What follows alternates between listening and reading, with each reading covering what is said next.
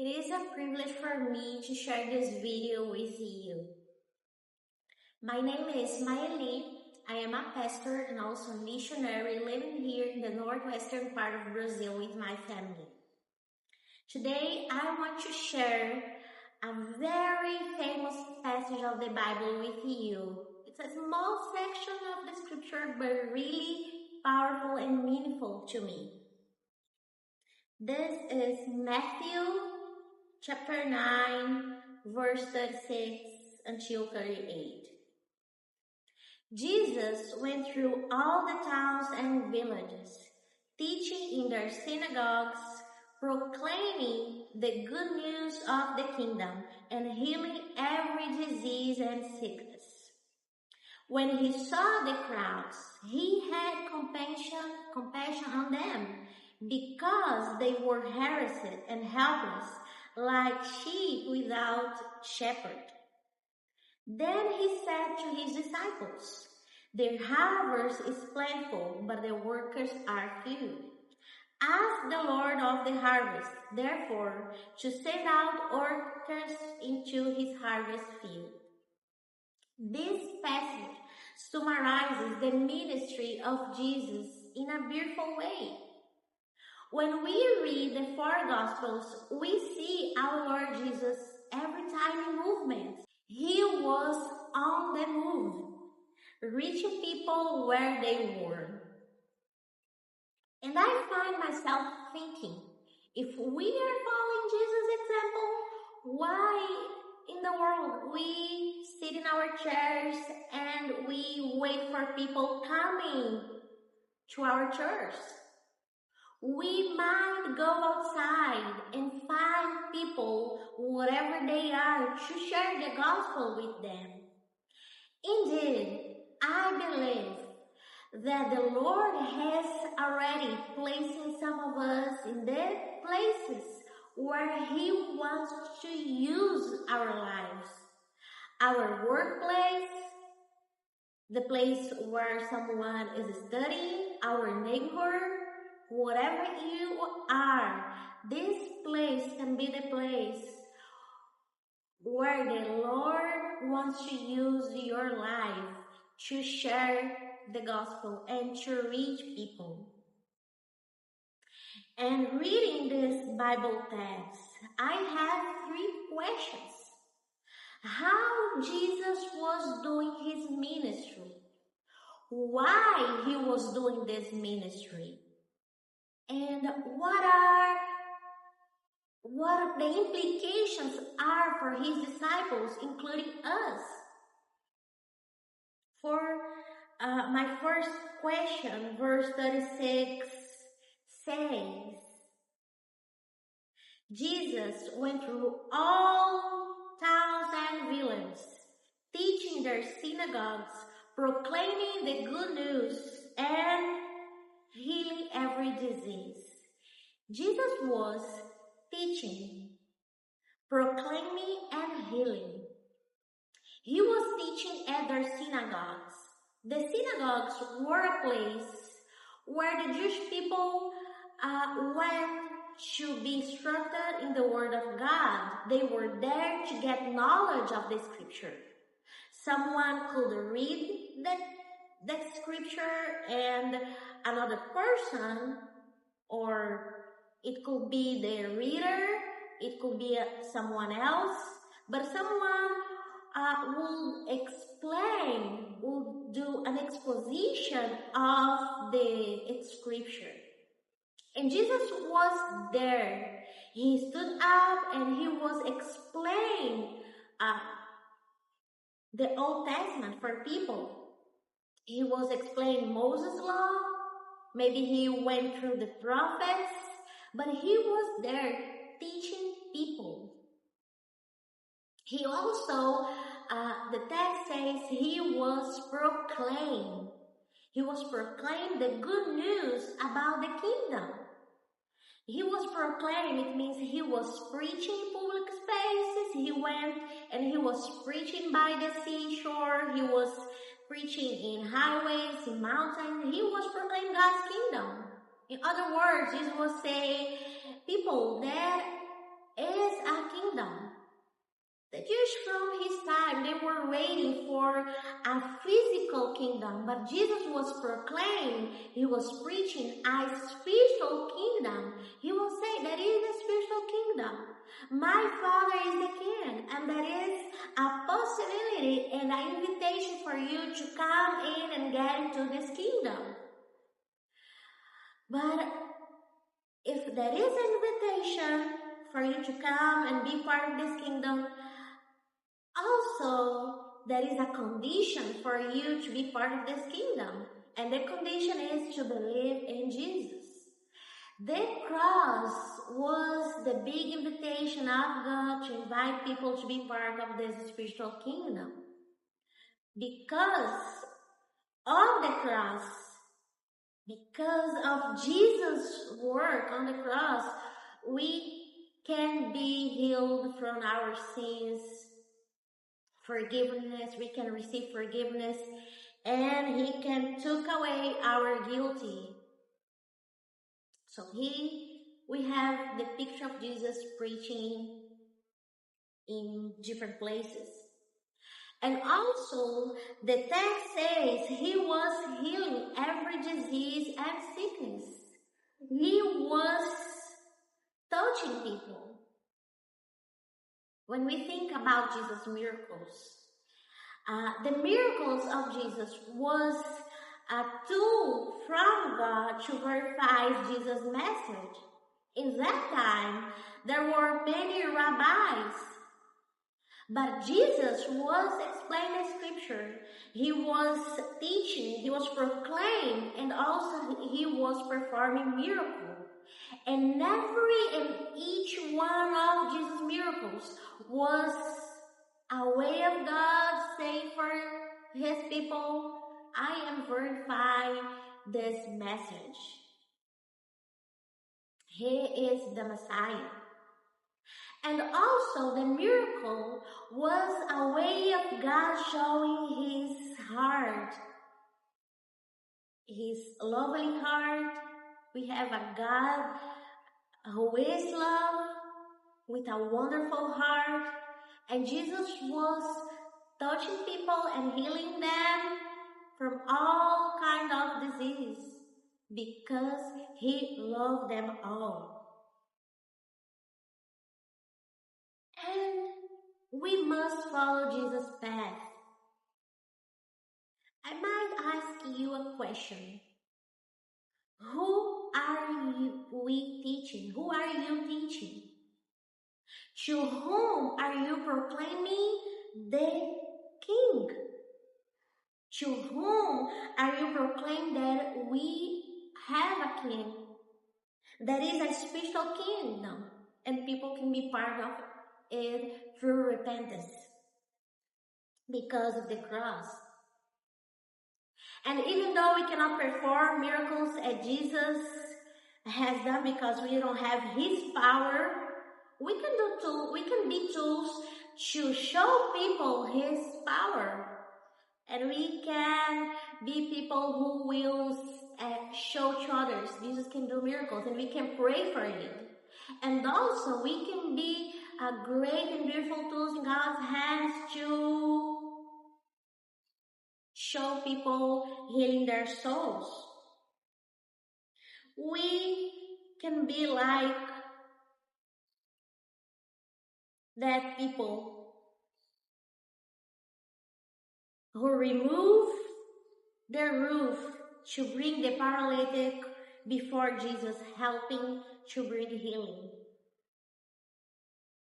So now my second question is, why was Jesus doing His ministry? Why He was doing this ministry? And here we have the Bible saying, verse 36, when He saw the crowds, He had compassion on them. Probably our translation to Portuguese or English does not truly reveal the deep meaning of Jesus' feeling. The original text shows that Jesus was moved in His entrails, in His very being.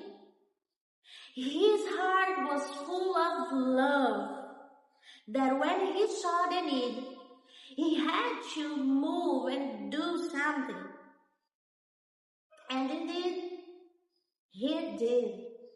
On the cross at Calvary, he took our pain. And Jesus saw the need of the crowd. They were like sheep without a shepherd. Jesus saw the physical need, but also he saw their spiritual needs. Jesus had compassion on them. Are we moved as Jesus was?